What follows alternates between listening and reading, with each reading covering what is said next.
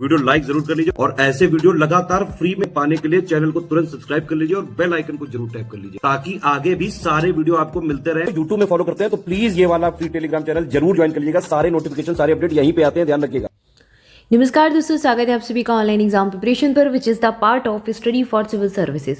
दोस्तों आज की वीडियो में हम देखने वाले हैं विश्व विकास रिपोर्ट 2023 या आरओ 2023 के सिलेबस में है। तो आपका जो अगर आप समीक्षा अधिकारी, सहायक समीक्षा अधिकारी जो कि यूपीपीएससी एग्जाम कराती है आप देने वाले हैं तो इसके लिए ये इंपॉर्टेंट है और ये नई वाली है, लेटेस्ट वाली है और यही हमको पढ़नी है। चलिए स्टार्ट करते हैं। हाल ही में प्रवासी शरणार्थी और समाज शीर्षक से एक विश्व बैंक द्वारा विश्व विकास रिपोर्ट 2023 जारी की गई। तो यहाँ से आपको एक फैक्ट मिलता है, जारी किसने की रिपोर्ट? विश्व बैंक ने जारी की है। शीर्षक क्या था? प्रवासी शरणार्थी और समाज, ये शीर्षक था। तो ये इसकी हेडिंग हो जाएगी और इस हेडिंग से 2023 में एक रिपोर्ट जारी की गई। यह रिपोर्ट उन लोगों पर केंद्रित है जो कि अपनी राष्ट्रीयता वाले देश से बाहर रहते हैं। तो कुल मिलाकर जो प्रवासी हैं उनके पास राष्ट्रीयता कहीं और की है और किसी जॉब के सिलसिले में, काम के सिलसिले में कहीं और रहते हैं और चाहे वे बेहतर आर्थिक अवसरों की तलाश में आए हों या फिर संघर्ष या उत्पीड़न से विस्थापित हुए हों। तो कई बार कुछ लोग ऐसे भी होते हैं जहां पर अगर उनका समुदाय कम है किसी क्षेत्र में और वहां पर उन्हें किसी भी पीड़ा का सामना करना पड़ा है, कोई संघर्ष है, कोई उत्पीड़न है या फिर कोई भी भौगोलिक दशाएं हैं जिसकी वजह से वो एक जगह से दूसरी जगह चले जाते हैं। जैसे कि मान लीजिए कि भारत और बांग्लादेश की बॉर्डर पर कुछ लोग रहते हैं, वहाँ पर कुछ भौगोलिक दशाएं, जैसे कि वो क्षेत्रीय सीमा तो भारत के अंदर आती है लेकिन वहाँ पर उनको कोई भी तकलीफ है, संसाधन नहीं है, कुछ भी है और वो उसी क्षेत्र से थोड़ा आगे बढ़कर बांग्लादेश चले जाते हैं। तो वो क्या हो जाएगा? उनकी राष्ट्रीयता चेंज हो जाएगी। उनके पास राष्ट्रीयता तो भारत की है लेकिन जाके कहाँ बस गए, विस्थापित कहाँ हो गए? बांग्लादेश में या फिर आसपास की किसी और देश में चले गए, काम के सिलसिले में, संसाधनों के सिलसिले में। तो कोई भी कंडीशन हो सकती है, ठीक है। तो ये रिपोर्ट उन लोगों के विषय में है। विदेशों में कार्य करने वाले भारतीयों की आय में 120% की वृद्धि का अनुमान लगाया गया है। मतलब जो विदेशों में अब महंगाई तो बढ़ी रही है, महंगाई बढ़ रही है तो साथ ही साथ भत्ते भी बढ़ रहे हैं। तो यहाँ पर बात कही गई है कि 120% तक वृद्धि का अनुमान लगाया गया है।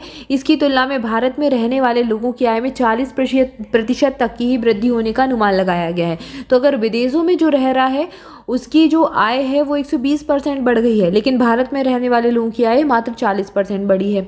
कम कुशल भारतीय प्रवासी जो संयुक्त राज्य अमेरिका चले गए थे उनकी आय में लगभग 500% की महत्वपूर्ण वृद्धि देखने को मिली है। और उसके बाद यूएई यानी कि संयुक्त अरब अमीरात में लगभग 300% की वृद्धि देखने मिली है। तो ये चीज़ें आपको थोड़ी सी याद रखनी है कि अमेरिका में कितनी वृद्धि दर्ज की गई है, यूएई जाने वालों में। अभी जैसे आपने कल प्रवासी रिपोर्ट पढ़ी थी तो उसमें देखा था कि सबसे ज़्यादा अगर कंट्री वाइज देखें तो संयुक्त राज्य अमेरिका यानी अमेरिका गए हैं लोग और भारत के लोग सबसे ज़्यादा दूसरे देशों में रह रहे हैं।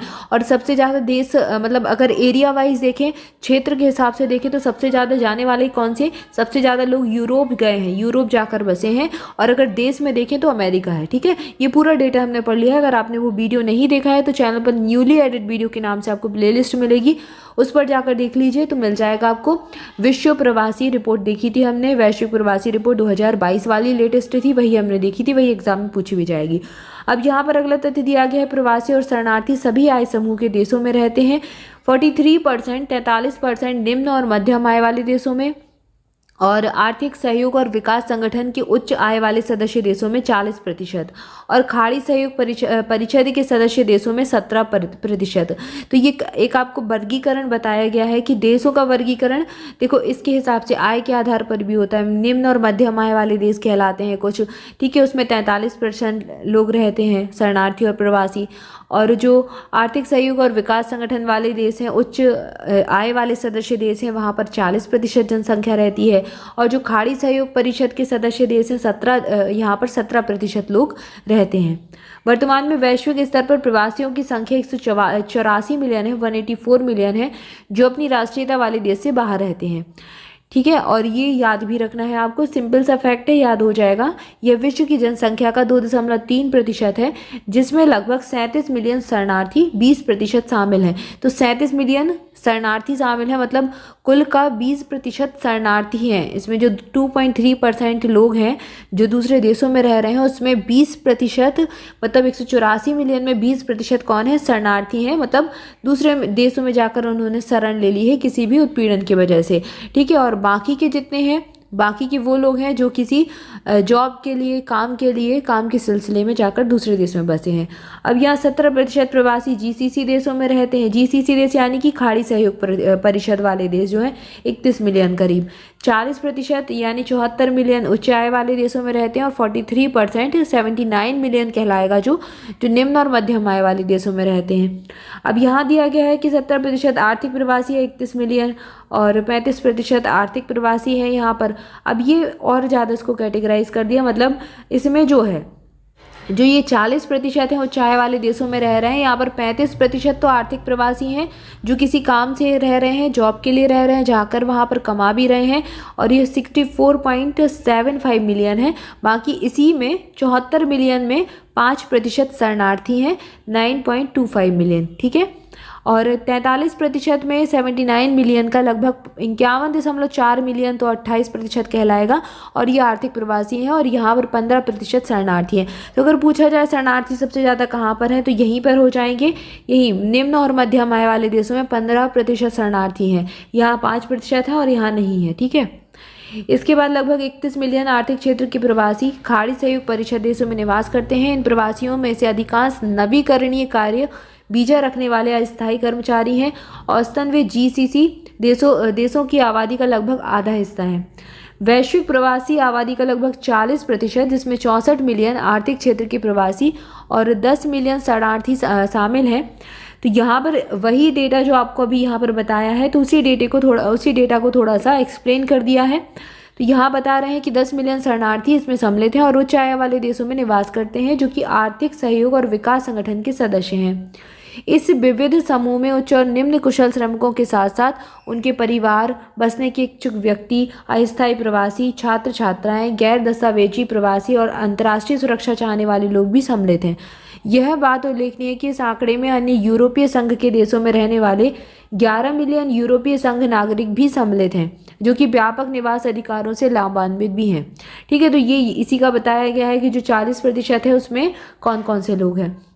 इसके बाद 43% की बात करें तो इसमें 52 मिलियन आर्थिक क्षेत्र के प्रवासी हैं, 27 मिलियन शरणार्थी हैं। यहाँ देखा भी था लगभग 27 मिलियन, 15% जो होता है वो शरणार्थी हैं। निम्न और मध्यम आय वाले देशों में निवास कर रहे हैं ये लोग। और उनके प्रवासन के कारणों में क्या है, कारण क्या है कि वो दूसरे देश में जाकर बसे, नौकरी के अवसर, परिवार का पुनर्मिलन, मतलब किसी का परिवार वहाँ पर था और कुछ लोग यहाँ छूट गए थे तो फिर से मिलने वहीं पर चले गए, मतलब अपने परिवार के पास चले गए।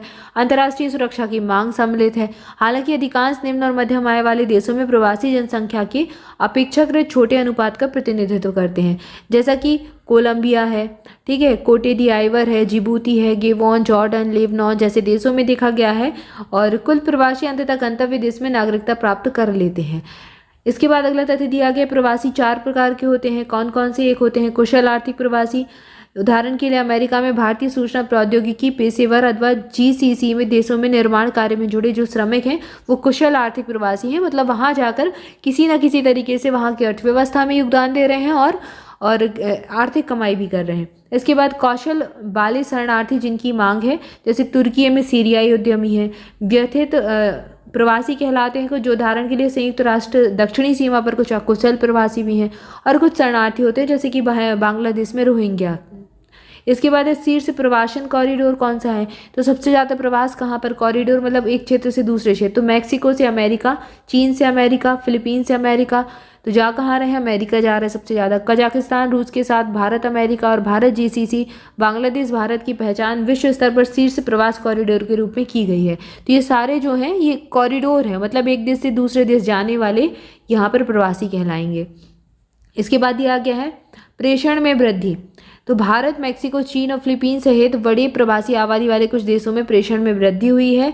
वित्त वर्ष 2021-22 में भारत को 89,127 मिलियन अमेरिकी डॉलर के रूप में अब तक का सर्वाधिक विदेशी आवक प्रेषण प्राप्त हुआ है। 2021 में कुल वैश्विक अनुमानित प्रेषण 781 बिलियन अमेरिकी डॉलर था, जो कि 2022 में बढ़कर 794 बिलियन अमेरिकी डॉलर हो गया है। तो ये क्या है, रेमिटेंसेस है, प्रेषण कहलाता है, जो कि अगर प्रवासी जाते हैं तो फिर भारत को मिलता है। मतलब एक देश से दूसरे देश जाएंगे तो अपने देश को भी कुछ देंगे, तो ये वो कहलाता है। अब मूल देश देख लीजिए। प्रवासियों की अधिकांश संख्या मध्यम आय वाले देशों से होती है। ये प्रवासी सामान्यतः अपने मूल देश में ना तो सबसे गरीब होते हैं, ना ही सबसे अमीर होते हैं। वे स्वयं को स्थानांतरित होने का जोखिम उठा सकते हैं और ऐसा करने के लिए उनके पास एक प्रोत्साहन भी मौजूद होता है। कुछ मूल देशों की आबादी में प्रवासी एक महत्वपूर्ण भाग होते हैं। अनेक छोटे द्वीपीय विकासशील राज्यों में अक्सर प्रवासन दर उनकी जनसंख्या का 25% से भी अधिक हो जाता है। इसके अतिरिक्त अनेक मध्य और पूर्वी यूरोपीय देशों में अपेक्षाकृत उच्च उत्प्रवासन दर भी प्रदर्शित होता है, जो सामान्यतः 15% से ज़्यादा होता है। इसका मुख्य कारण है उनके नागरिकों के पास पश्चिमी यूरोपीय देशों तक पहुंचना अधिक सुलभ होता है। तो ये प्रवासन के कारण बताए गए हैं। मूल देशों की कुल आबादी में शरणार्थियों का अनुपात अफगानिस्तान, मध्य अफ्रीकी गणराज्य, सोमालिया, दक्षिणी Sudan, Syria, Ukraine, Republic of Bolivia और वेनेजुएला में उल्लेखनीय रूप से अधिक है। तो यहाँ पर ज़्यादा है, ठीक है। और सभी देशों में औसतन प्रवासन दर जनसंख्या का 7% है। इसके बाद गंतव्य देश देखिए। तो गंतव्य देश कौन से हैं कि कहाँ पर जाकर बस रहे हैं लोग। प्रवासी विश्व स्तर पर विभिन्न आय वाले देशों में फैले हुए हैं जहाँ पर निवास करते हैं। प्रवासियों की संख्या संदर्भ में प्राथमिक गंतव्य देशों में सबसे ज़्यादा कहाँ पर अमेरिका हो जाएगा, यूएसए जिसको कहेंगे, सऊदी अरब, संयुक्त अरब अमीरात यूएई और जर्मनी और फ्रांस आदि सम्मिलित हैं। इसके अतिरिक्त ऑस्ट्रेलिया, कनाडा, यूनाइटेड किंगडम, अन्य देशों में भी बड़ी संख्या में लोग जाते हैं। गंतव्य देशों की आबादी के भीतर अप्रवासियों का अनुपात काफ़ी भिन्नता प्रदर्शित करता है। यह खाड़ी सहयोग परिषद देशों में विशेष रूप से संयुक्त अरब अमीरात में 88% तक है और अपने चरम पर पहुंच गया, मतलब सबसे ज़्यादा यहीं जाकर बसे। इसके अतिरिक्त अनेक उच्च आय वाले देशों में भी महत्वपूर्ण अप्रवासी भागीदारी देखी गई है, जो सामान्यतः 5 से 15% के मध्य में होती है।